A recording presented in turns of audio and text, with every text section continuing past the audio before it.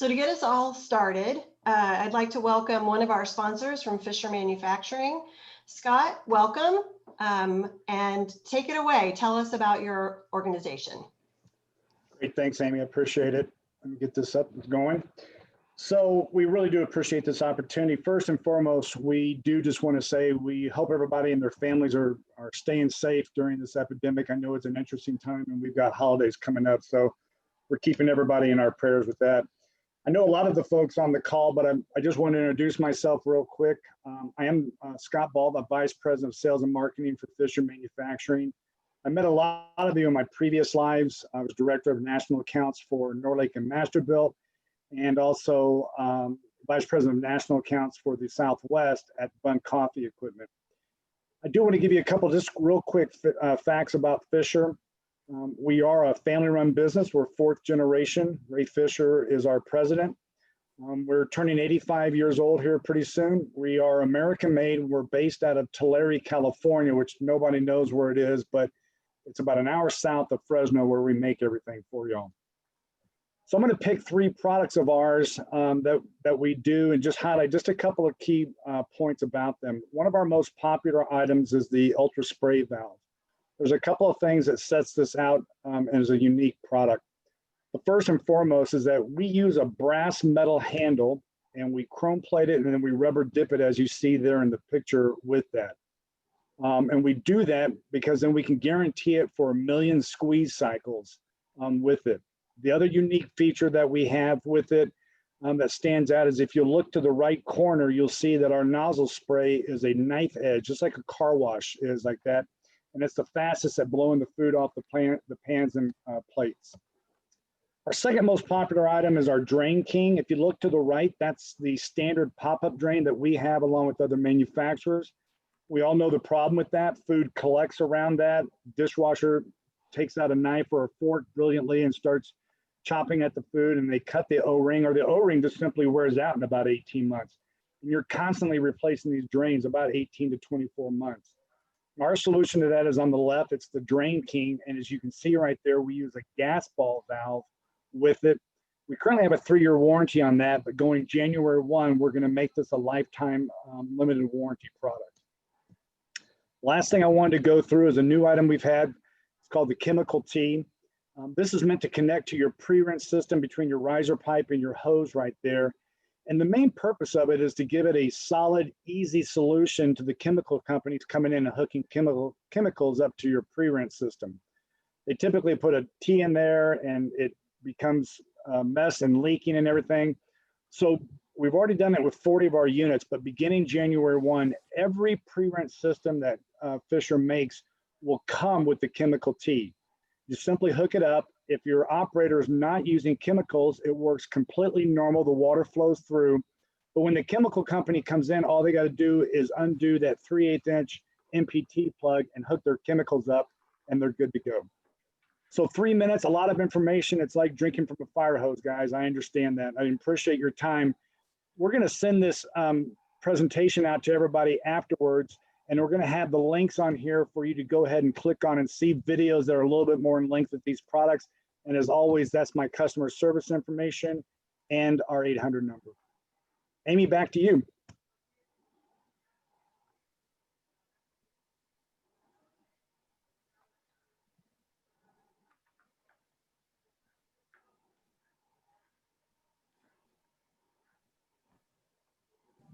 You're muted, Amy.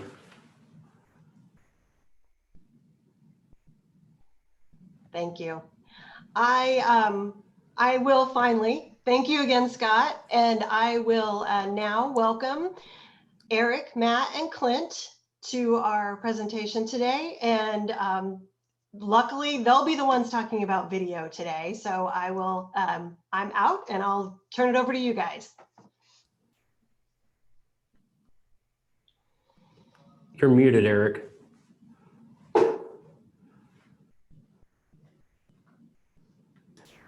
Hey guys, thanks Amy. I appreciate that that introduction. We'll go ahead and start everything off today with just a quick little video. Be a real short one, but a little fun background story to it.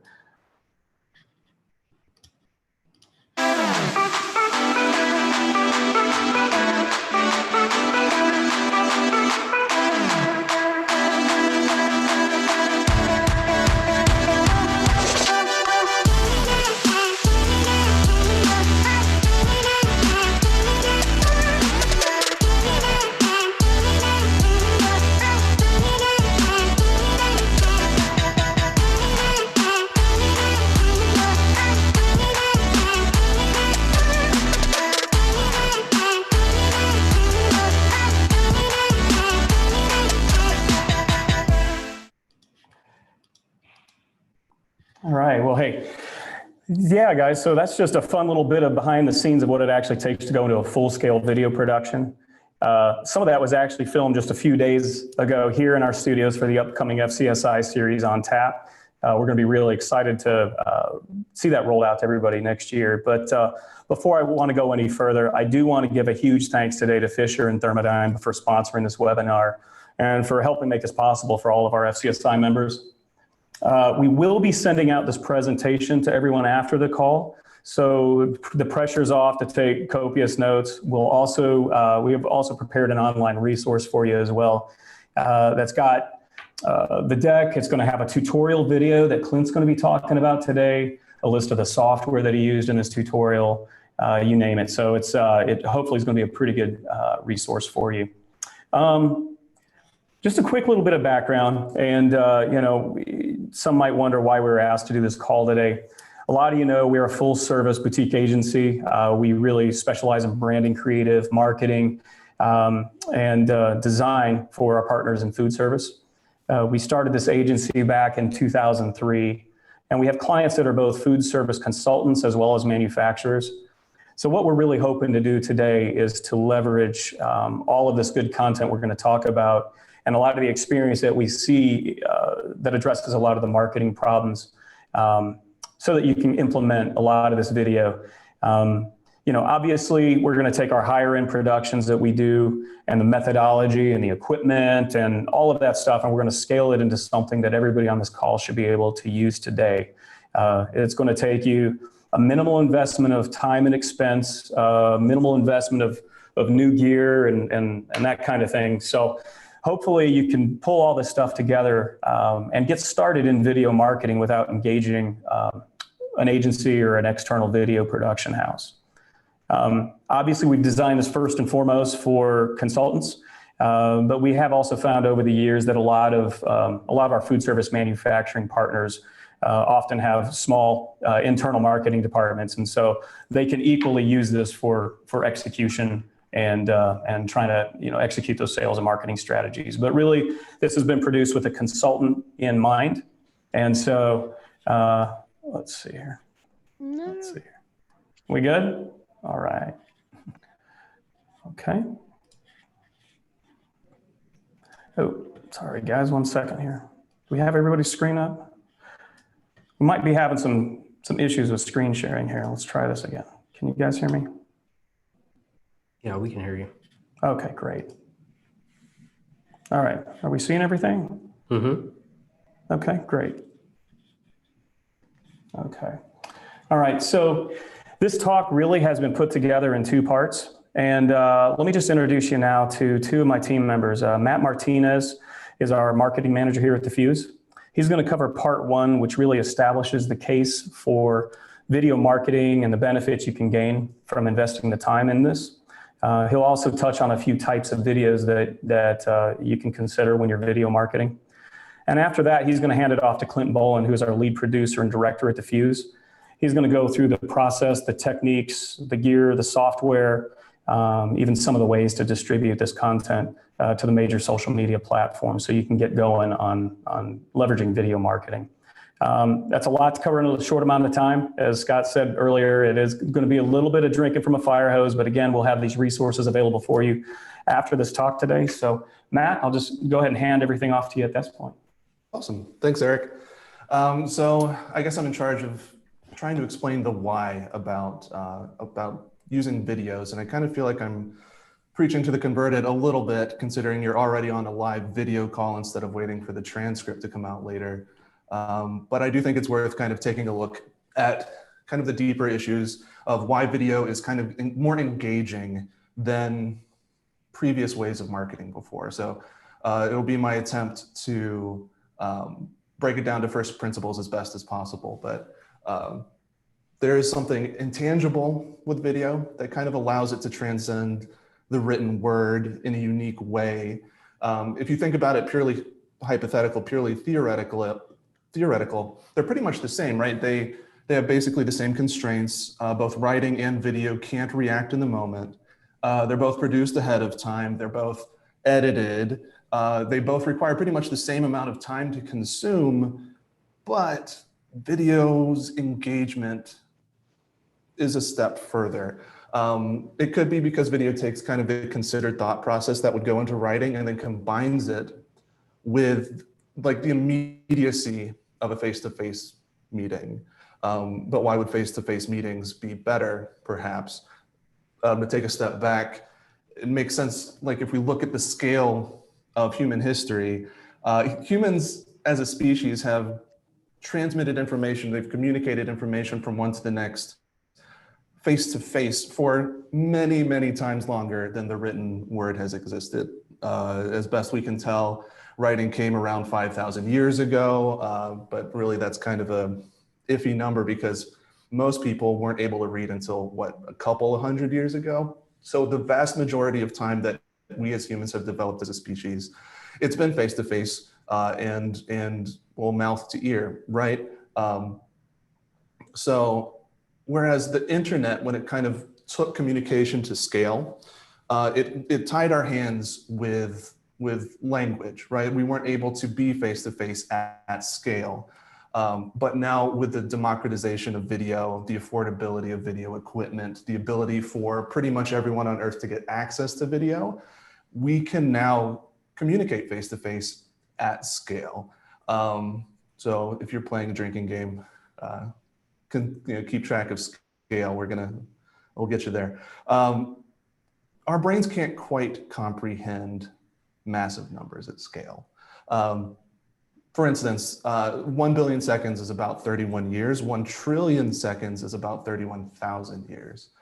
The difference between those two is you can kind of comprehend one, the other is like so far out there. But these are kind of the numbers that we are forced to deal with when it comes to the internet. So when I say that when over 2 billion users have logged into YouTube in the last month, it's hard to wrap your head around the fact that that's more than 1 out of 4 people on the planet Earth have logged into YouTube in the last month. When I say that every day 1 billion hours of video are watched on YouTube, every day it's 1 billion hours consumed. We hear these numbers a lot when you're just talking about digital marketing, but it's hard to translate in your head that that's over 100,000 years every day. And so when I say that your videos can act as salespeople online, it's hard to kind of wrap your head around they're there 24 hours a day, 7 days a week, spreading your message across the globe to hundreds of leads simultaneously. The scale has never happened before. And it's there to take advantage of. And I think the specific strategies of doing that are worth considering at least. If we want to talk about concrete statistics, here's kind of a handful. If you need to take these to your budget person. With video, conversions, let's see. So social video has about a 12 times increase in engagement whenever there's a video on there. A website is 53 times more likely to reach the front page of Google if it has a video. If you include a video on your landing page, you can boost your conversion rate by up to 80%, which is huge. Adding a video to your emails can increase click rates by 300%, so 3x just with a video. And on average, people spend about 2.6 times more on video pages than text-only pages. So like on a concrete measurable level, it's pretty easy to see why video is a cost-effective way of increasing engagement. Now, you might say, well, shouldn't it be obvious everyone should use video? But only 81% of businesses say they use video in their marketing strategy. But why isn't it 100%? I think there are a few valid objections that I hope to kind of briefly address, and then Clint will more practically address in just a moment. So one of the big reasons, obviously, is video is thought to be expensive. Over the course of the last 20, 30 years, whenever you talk about the budget to do a video project, you're talking $20,000, $30,000 for a decent video shoot. But over the course of the last decade, those prices have come way, way down. Technological progression allows for pretty much everybody. And I think you know that as you're looking through a live video call and you have your phone buzzing beside you, the access to be able to produce video has come way down. Another objection that I think has been valid is that it seems too complicated. But I think a lot of times people are switching complicated when it's not necessarily complicated that gives the sense of difficult, but it is complex. And I think Clint in just a moment is going to show you kind of how a layer of simple things on one another is complex, but it's not complicated. Another objection is that it just takes too much time, and video shoots are famously long. They're famously one of those things that you kind of sit around all day. However, when spread over time, yes, I could definitely see how that objection would hold up. But we've been finding a lot of success with the idea of batching videos. So taking a day, 8 hours, 10 hours, and shooting consecutive videos so that you come out the other end with 20 videos that you can then use for the next quarter. And all you had to do was take a day to do it. So there are strategies to get around that. There's the idea that it takes too much planning on the messaging end, which again can be tough. But I would argue there's a shift in attention span from the idea that you have to kind of sit down and have a whole meal of information to understand your product or service from top to bottom. A lot of times when marketers or salespeople want to sit down and try to communicate something, they want the whole thing all at once. But attention spans are what, like 8 seconds now? The idea of going from a meal of content to snackable content has been gaining traction like mad over the course of the last 36 months. So snackable content is the idea that you only have a small-ish video, minute or two video that has one simple truth about your message. And then you have lots of those, many at-bats. So the more videos that are out there, the more potential engagement that you have. So snackable is kind of one of those buzzwords that you're welcome to use as much as I do. We use it too much. The last one that I kind of want to address that probably should lead to a different topic altogether, but there's the idea of fear that you're going to produce a video yourself and you might come across as looking dumb, which again I risk that every day. It's one of those things that you just kind of have to tackle. You might feel like you're going to look stupid. You might fear that you're going to not necessarily seem as authentic because you're going to be a little bit performative. You might say, I'm not an actor, but doing it, I mean, how do you get to Carnegie Hall, right? Practice makes perfect. You can get your message out there. Videos last forever. This video that I'm talking to right now is going to outlast my lifetime. And if I think about that too much, I'm going to not continue. But there's also the idea of scrappy content, kind of like this, not necessarily a huge production value, but it's like I'm talking to you face to face. Facebook calls it scrappy, but kind of taking your video and doing it quickly. And again, Clint's going to get more into this. So let's go ahead and go to what types of video work. For those that are doing it, the 81% of marketing teams that say they are using video, where are they finding success? Well, I think the first kind is pretty obvious. You have customer testimonials. It's kind of your evidence of value in the market at large, getting your customers to kind of talk about, especially like right after you've completed a successful project, getting them on film, talking about you, talk about the successes that you've done. Awesome. It's essentially virtual word of mouth. And as we all know, word of mouth is the strongest of marketing. Another kind is how-to videos. If you've been on YouTube for any amount of time, a lot of it is how-to videos, but it's a chance for you to demonstrate your value in a practical level. And the clearer that you can communicate your value over that in practical ways, it's kind of the pay it forward for them to engage you for more complicated ways on the back end. So FAQ videos are another good one. You probably get the same questions time and again. Go ahead and answer it once and for all. Your sales team can use it as a forward. It's just one of those ways to go ahead and address an issue up top and then never have to deal with it again unless you choose to. Thought leadership is also a big thing. You guys are definitely at the forefront as consultants on the way that food is engaging with people. And it's changing all the time, obviously, over the course of the last few months. That's been nonstop talking about that. But you guys have always been there. And being able to communicate that on video is extremely valuable. So those are kind of like the practical, the high-minded ideas. Mine is the why, and I'm going to turn it over to Clint to kind of tell you the how. So thank you very much, Clint. Awesome. Thanks, Matt. Appreciate that. So we made a video, and I think Eric's going to be able to show that. But we made like a little video for this this presentation right here for this webinar. So we're going to play that video. It's a 3-minute video, and then I'm going to just basically break down how that video was made and talk to you about the tools I used and the thought process, and just kind of go through that with you guys. Hey FCSI, I'm Clint with The Fuse. I'm going to show you a step-by-step process of scripting. I'll try this again, guys. Here we go. There we go. All right. Awesome, Eric. Good. Yeah. Sorry, guys. These videos don't play so well in PowerPoint, so I'm trying to avoid that. That's a great file name, though. There you go. Right, isn't it? Hey FCSI, I'm Clint with The Fuse. I'm going to show you a step-by-step process of scripting, filming, editing, and delivering video content using your phone or tablet. Creating short, value-driven content is easier than you might think. Don't get me wrong, it does take some work, but you don't need a $30,000 setup to make impactful videos that will create leads for your business. The first step is unload your brain and get these ideas written down. I like to use Evernote. You can use Microsoft, Google, or any app that you're more comfortable with.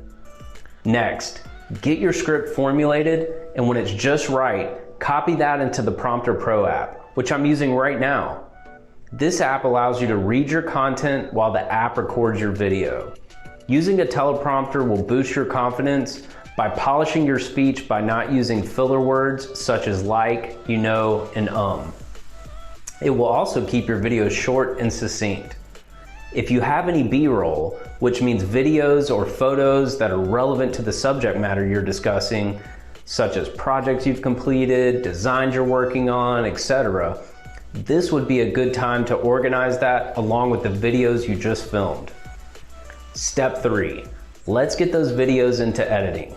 I like to use Adobe Rush. You can use this on your phone, tablet, or honestly, my favorite, a computer, because I use my mouse to increase my efficiency. It enables you to combine your video you shot on your phone or tablet along with those relevant B-roll assets you have, then add lower thirds, graphics, and music to create a polished video. A great place to get music you can commercially license for your videos is at soundstripe.com. It's an affordable subscription where you can license an unlimited amount of songs for your videos for a low set monthly price. You're technically done here, but to take it to the next level, let's discuss one last tool that will elevate your final product. This app is Canva. It can also be used on your phone, tablet, or computer. Canva makes it easy to insert your logo, brand colors, and even some cool graphic elements that you can use in your videos. Canva is great for video posts as well. This way you can have different types of media to use along with the videos you make. That will keep your content fresh and always changing. Your last step is taking your masterpiece and sharing it on the 3 major social media platforms, LinkedIn, Facebook, and Instagram. Are you ready to learn these techniques and start producing your own videos? Of course you are. Let's get started. Awesome, thanks Eric. Yeah. So basically I made this whole video on my phone, right? So I used Evernote, an app.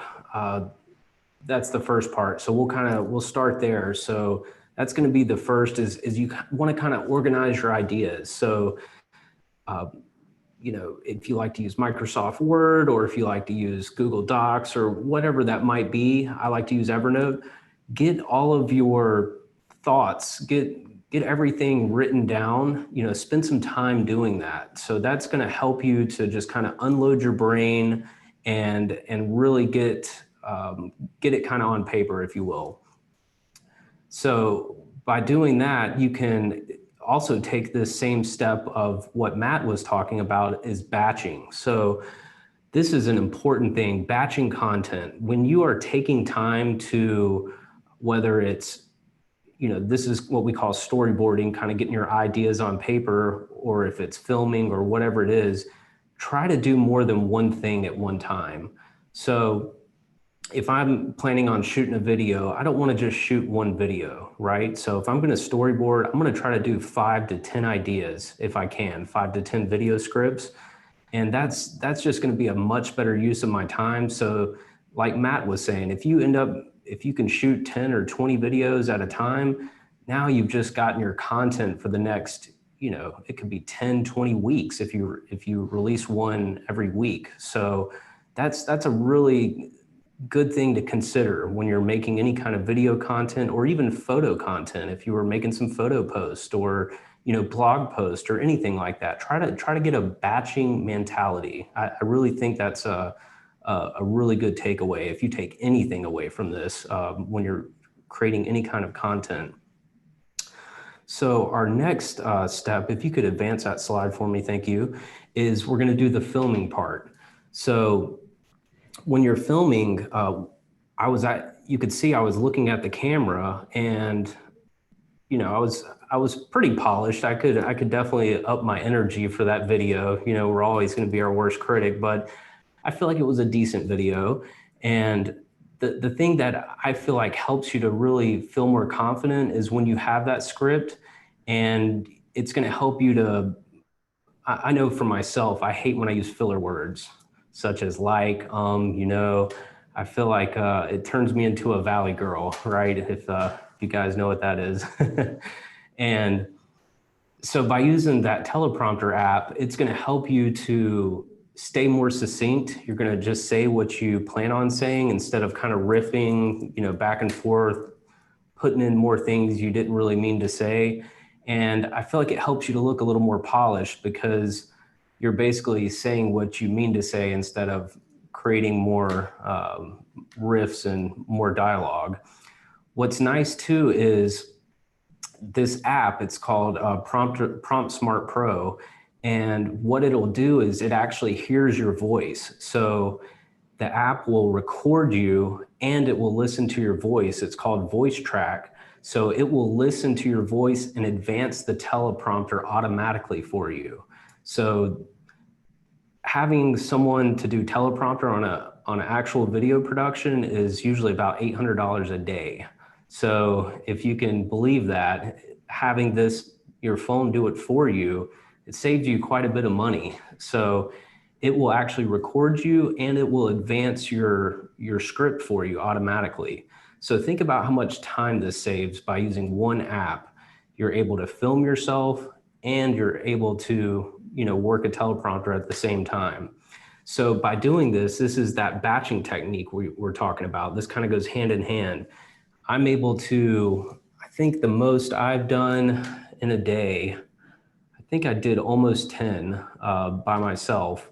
And if you think about, wow, if I could, read 10 videos, I mean, I didn't produce them in a day, but I at least got them, filmed. And that's a pretty good use of your time if you're doing batching. So maybe say you spend another day editing. I mean, you got quite a bit of content that you can release. So being able to try to remember these lines or do something like that, you'll be lucky if you got one good video in for the day. So the takeaway with that teleprompter app is it's going to increase your confidence. It's going to help you to really bang out some videos quickly, a multiple amount of them for that batching. And it's going to help you to sound more intelligent.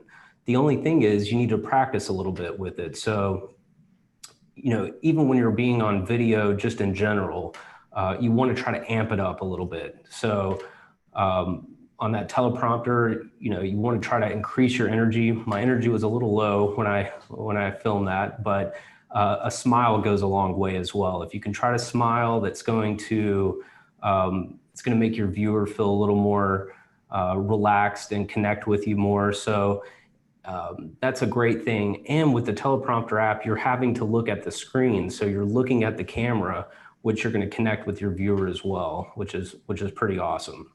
So with that Evernote app that I did, all I did was copy that and then I just pasted it right into the teleprompter app right on my phone. So it's a super simple process, and we actually will show you how to do that. We have a whole tutorial that breaks down everything I did with this video, but I'm just kind of talking it through with you right now.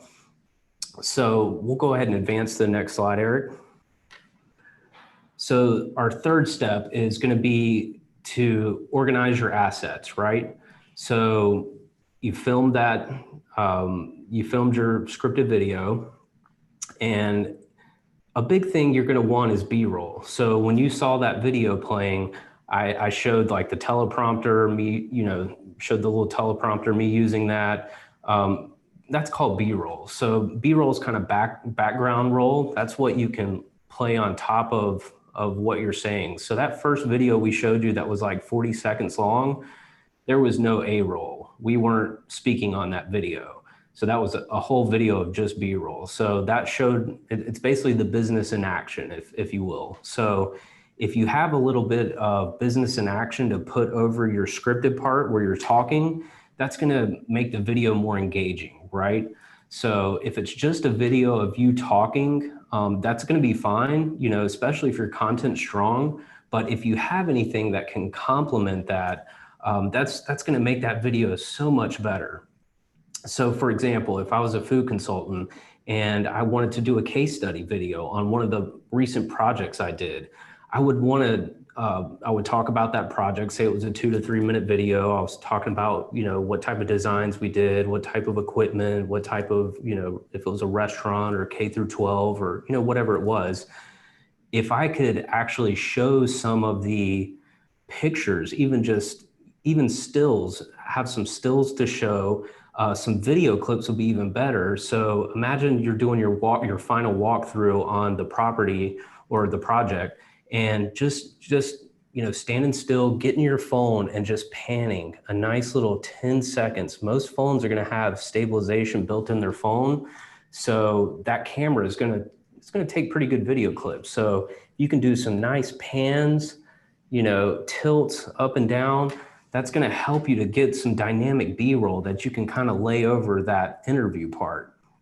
So you want to organize, your scripted part, get your B-roll, and then you also want to, pick your editing program of choice. Some that we have here, we're an Adobe house for our creative agency here, so we like to use Adobe products. Rush is a great editing program that you can use on your phone or tablet or your PC. I don't use that. I think it would be great for people starting out, but I use Adobe Premiere Pro on a daily basis. It's just what I've used for 12 years. So that's kind of what I did the tutorial on. But there's also some other options as well. If there's like a Windows Movie Maker, or if you're on a Apple computer, they got Final Cut Pro and iMovie. So there's a lot of different options you can do to edit your video. But basically you just want to get everything organized. If you have like a logo or something like that, get all your assets together. I like to stay very organized, keeping things in folders, and you guys probably know a lot about that. You probably have to stay organized with your projects as well. So get your footage, your assets together. You want to select some music. So we talked about that with Soundstripe. So you probably know, or you've heard people using music, and sometimes people will pick popular songs that are on the radio. That's a no-no. You can't use any type of music like that. It's copyrighted. So what you want to do is you want to license commercial free, or it's commercially licensed. So basically Soundstripe's a great place for that. So I think I pay maybe $10 a month. It's very inexpensive, and you're able to commercially license that video for marketing purposes, or what we're doing, right? You're going to try to market. So they have really cool music. I mean, whether you like country or electronic music or rock and roll, I mean, whatever your feel is, however you want to do that, you want to make sure that you're licensing music that's legit. So because you could actually get sued, and I know someone that personally got, sued for that. So just keep that in mind. So we'll move on to the next slide, Eric. So we want to edit it. So we want to get all this together and make a cohesive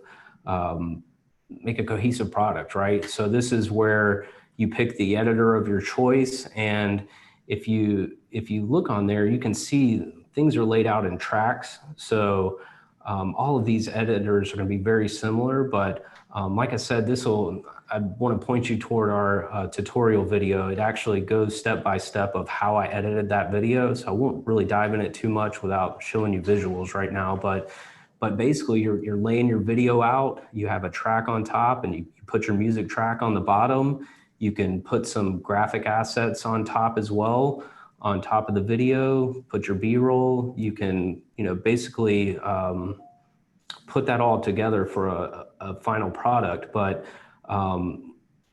what's really nice is, I think, what's the next slide, Eric? I think it's, so Canva. So I'm going to kind of scoot forward on that because Canva is really neat. It's a subscription service, but it will allow you to do some of those graphics in there. So like you'll see on the sides of that video that I'd made, there was, I put the FCSI logo, I put, the Fuse logo on there for us. You can do some typing, and they have cool little assets that might be relevant to, whatever you're talking about, right?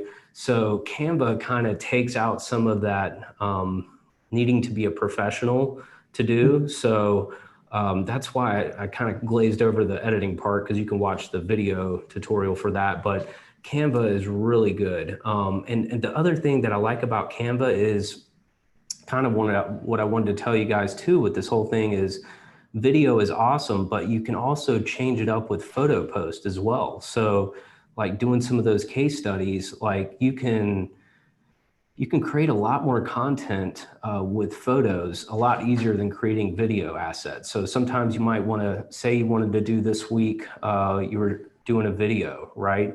One a week is awesome, but say you wanted to share stuff the other 4 days of the week, you can make some photo posts. They have some templates in there. They have all kinds of really neat assets that come with the subscription that you can make, and you can get your brand colors in there. You can get your logo in there. So, I mean, you're going to be making stuff that's designer quality inside of Canva. So not only can you obviously use it to polish the video, but you can also kind of dual purpose, do some other social media with it as well. So that's what I really like about Canva. I think it's $12 a month. And I mean, you basically got a design house available for you. So definitely check that out. It is a really neat tool. I think they have a 30-day trial on that as well. So the last thing is you want to just distribute this video, right? So obviously YouTube, we all know what YouTube is. We probably all watch that quite a bit. YouTube's going to be a great place to put that. But one of the things too is you want to make sure, your audience probably isn't on YouTube as much. I think LinkedIn, number one, especially, in the food service business, that's where a lot of your colleagues, that's where a lot of your food directors, people are going to be, right? People are on LinkedIn. And to be honest with you, it is the place you're going to get the most organic traction for your videos. I don't even know the number, but I think it's like 10 or 20 times higher than Facebook and Instagram that you're going to get organic traffic where you don't have to run an ad or boost a post. Your network is going to see that. I mean, it's unbelievable. So I don't know how long that'll be, but I would do LinkedIn first. And the thing is, you want to upload that video natively to LinkedIn. You don't want to just put it on YouTube and share it to LinkedIn. You want to natively, start a new post and upload your video to LinkedIn. They're going to give you more priority because you're keeping them on their platform, right? So you're going to want to do that for Facebook. You're going to want to do that for Instagram. So it sounds like a lot of work. There's tools that can help you do that, but it literally takes you 5 to 10 minutes. And I think it's worth it because you're going to get a lot more organic reach by doing that. and also doing a little research on hashtags. When you do go to distribute these videos, use some hashtags that are going to be relevant to whatever that post is. So that's going to help people find you a lot quicker. The algorithm is going to pick that up and show that to other people who like that hashtag. So it's worth your time to do a little research on that. Let's see. I think that's our last slide, isn't it, Erik? Yeah, I think it is. So yeah, and just to piggyback on that social media distribution piece just a little bit, there's if you're spending most of your time on LinkedIn, or if you have just enough time to do one, just do one really well. I mean, consistency is key. Anytime you're releasing new content, whether it's video, photo related, or even just posting, don't get so caught up into trying to be on every platform and meet every need across the board. We find that LinkedIn probably gets the most bang for the buck, especially in B2B marketing. But stick with one if that's all you can do consistently. So hopefully you've heard some things today, and we really want you to go out and watch this video that Clint put together, because it's going to break down the process that we're not really able to show on screen simultaneously, with doing this. But this video has got step-by-step process as far as how Clint was able to first, import all of that content, do the recording, get into the editing, and again, he used Premiere. Most of those tools are going to be pretty similar, but we've created a link for you here out on the website, and we'll send this email out after the fact. If you head out to thefuse.net/FCSI20, there will be the full video tutorial. There's a PDF of the deck. There's also some software recommendations that we used in producing this thing. So, there really never has been a time like now to put video to work for you for your marketing. It doesn't have to be high level of production. It does not need to be produced by an agency or a production house. And again, I mean, if you find yourself getting hung up on that, feel free to reach out. We're here to help. We're here to be a resource for you guys. So don't hesitate to reach out. I do want to say a big thanks to Fisher and Thermodyne for sponsoring this webinar. Again, we really appreciate you guys helping bring education to our members. We do want to also say a big thank you to FCSI for having us on this call today, and for you guys for taking the time to joining us. So just reach out, let us know how we can be of service and help you get started on marketing with video. Amy?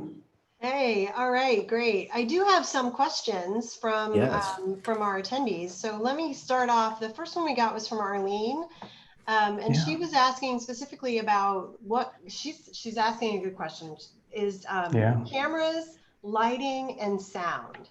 Yeah. So what are some tips, I think, is in general about those three pieces of doing videos?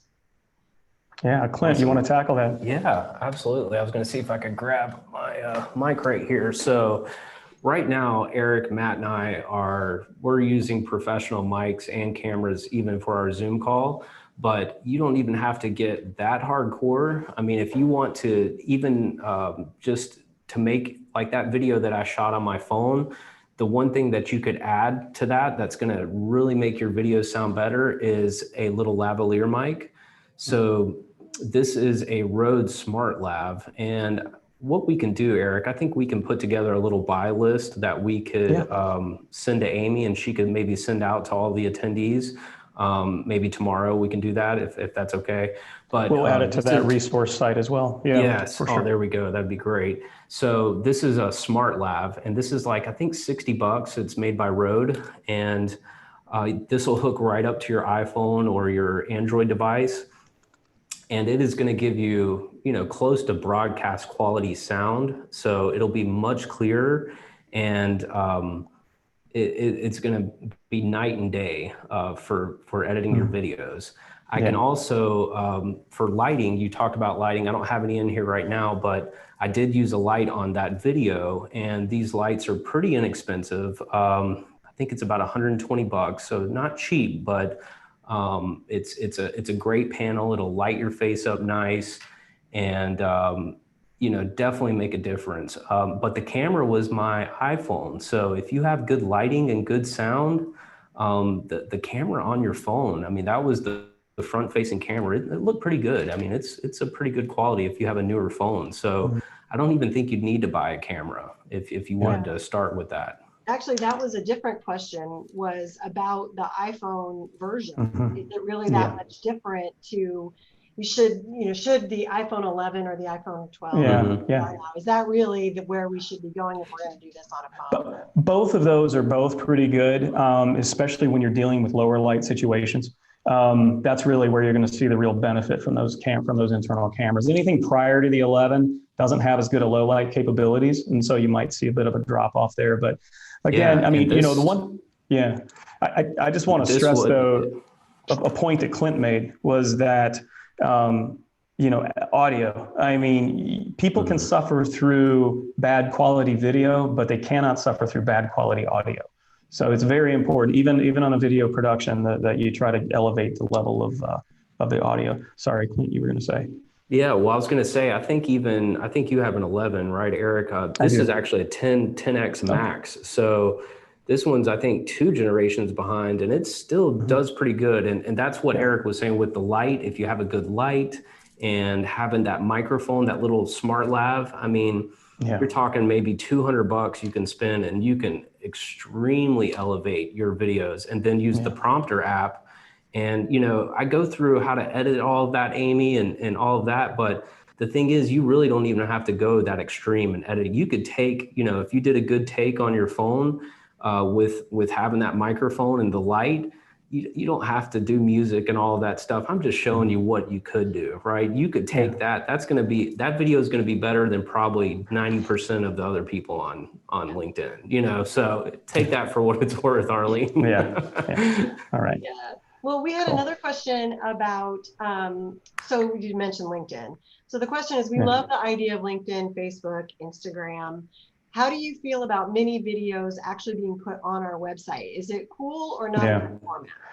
Yeah, so let me grab that first, and then I'm going to hand it over to Matt, because I think there's a question on snackable content as well, right? Yeah. And this is going to be kind of a 2-part answer. So I think short videos on the website are absolutely good. I think it's a great way to go. I mean, if you've got a longer form company video that might really dive into some detail, that's great. But those short videos that address like the FAQs, a little thought leadership, maybe on a specific matter that you want to, convey. I think these are all really important pieces of content. Not only does it draw people in and you become really an educator on your own website through the website as a vehicle.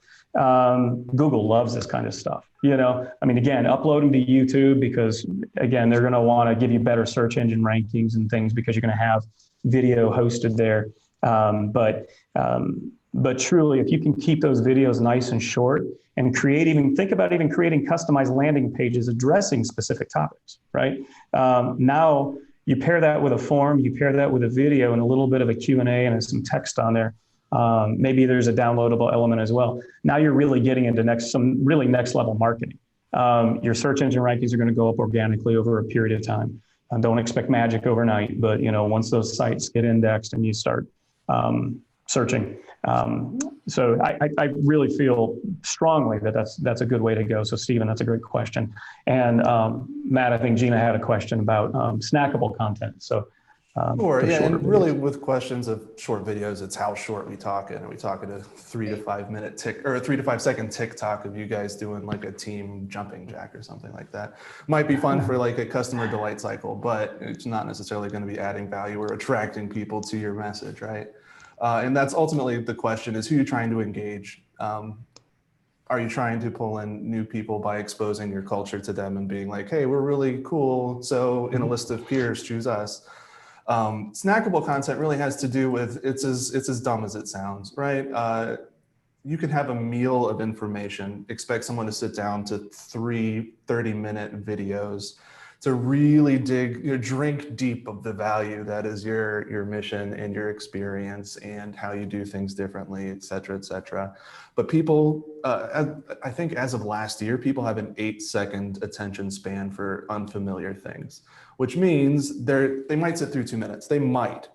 I think the average is 1.5 minutes on YouTube. I forget what the latest stats were. I would also, just to throw back to YouTube, I believe is still the second largest search engine. So even if you are hosting them on your site or independently or on Vimeo or whatever, I would still put them on. I would still put them on YouTube with a descriptive title and a good description on there. So just in case the 2 billion people that are on in the last month search for your thing, you probably want to pop up first instead of someone else who knows less than you and are less charming than we know you are. So that's what Snackable is. You're not expecting someone to sit down to a gluttonous meal of information and spend a lot of their time. They're just little snacks. But then again, that also reflects man cannot live by snacks alone. I guess you can, but you're probably not going to be healthy. At some point, you need to sit down for a meal. And hopefully you've gotten them through the awareness stage, maybe consideration stage, so that when they sit down to make a decision, they know and trust you enough to reach out, sit down, have a phone call, and really, get to the end of the buying cycle. So hopefully you can delight them with execution and 3-second videos of your whole team doing a jumping jack. So another question we just got was, what do you all think about closed captioning? How important that is for your videos? Super. It's almost legally mandated at this point. Yeah, I think the ADA is pretty close to mandating closed captioning. So, and I think YouTube just turned off your viewers used to be able to go in and caption for you. Yeah. So like these big YouTubers that have 3-hour videos, their million fans will then fill in the captions, but they just turn that feature off. So it's on you now. But yeah, definitely. Is that something that YouTube allows you to add in as part of your upload, or is it something separate that you need to do before you upload it to YouTube? There's a couple ways you can do that, actually. So when you make a video, and to give you another stat before I tell you that, 70% of people on Facebook watch video without sound. So they'll read the captions because they're in the bathroom or they're at work or whatever the case, right? But to answer that question is there's a service called rev.com, and you can take your finished video and you can pump it through there, and I think it's like 25 cents a minute. It's super cheap, and it'll actually auto-generate those captions for you. So you can actually upload that file to YouTube or Facebook, or if you're in like one of the programs like I use, Adobe Premiere Pro, you can actually burn those captions into your videos so they're permanently in there. So there's a few different ways you can do that. And I think Rev even has an option where they'll burn them in for you and spit out your video with those captions in there. Don't quote me on that, but I'm pretty sure they have that option. So yes, I would definitely recommend captions. That's gonna just up your audience. We'll add that to the list as well. Yes, I think that's one that we kind of omitted, but yeah, we'll pop that in there for sure. Okay. All right. Great question. Great question. Yes. All right. Well, thank you again, all of you. We're almost out of time, but I do want to thank the 3 of you for joining us. And I again want to thank Fisher and Thermodyne. And so I am going to share with you a video from Thermodyne, and then we'll be back in just a second to close out.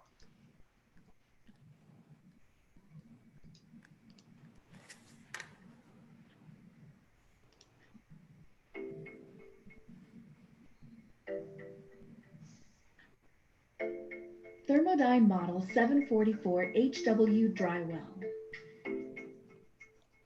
Thermodyne 744 HW Drywell Series Hot Food Well combines serving line capabilities with a Thermodyne slow cook and hold oven beneath. Featuring an independently operated control system, the 744 HW Drywell allows you to individually control the temperature of each pan in the hot well. This enables more versatility and variety regarding food menu items.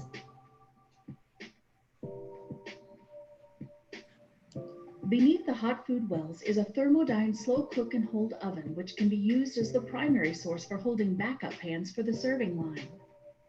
By conveniently having the backup pans at the serving line, food serving times are decreased. Additionally, every Thermodyne model is EPA 202 approved, meaning it does not need to be placed under a hood system when used for cooking. The Thermodyne 744 HW Drywell series combines two pieces of equipment into one.